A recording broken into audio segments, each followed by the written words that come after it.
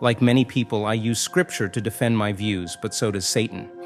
In Matthew chapter 4, 1-7, it reads, "Then Jesus was led up into the wilderness by the Spirit to be tempted by the devil.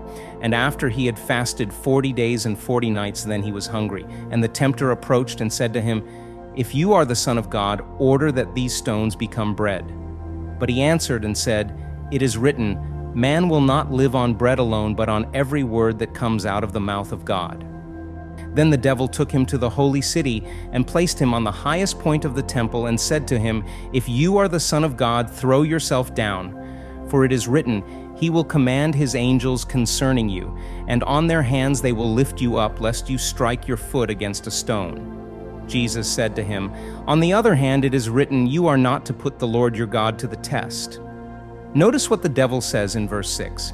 "If you are the Son of God, throw yourself down, for it is written, he will command his angels concerning you," citing Psalm 91, 11 and 12, which reads, "For he will command his angels concerning you to watch over you in all your ways. In their hands they will bear you up, lest you strike your foot against a stone." In turn, Jesus responds with Scripture. Again, it is written, "You are not to put the Lord your God to the test," citing Deuteronomy 6:16, coupled with Isaiah 7:12.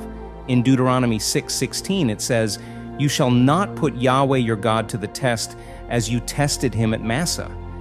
And in Isaiah 7 verse 12 it reads, "But Ahaz said, I will not ask, and I will not put Yahweh to the test."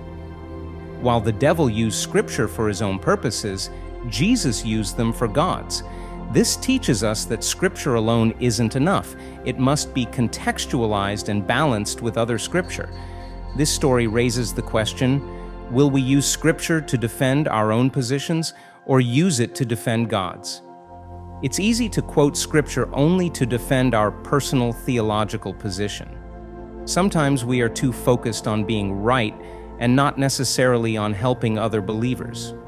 However, while we might believe that being right will ultimately help them, it's possible that we're inhibiting the gospel message instead. We might even be the one driving them away. Many of us have some relationships that are plagued by a need to be right or to use Scripture in our personal war, but that needs to change. When we use Scripture for our own gains or battles, we are acting like Christ's tempter, not Christ. We might think that we are defending the gospel, but if it's not about Christ's virgin birth, suffering, death, resurrection, or continued presence in our lives, it's really not about the fundamental truths. It's about our battle, about what we want. Instead, let's act more like Christ. Let's use Scripture in the proper context, balancing it with other Scripture. How do you need to change the way you're using Scripture? As you go about your day today, think about ways you can use Scripture to help others come to Christ.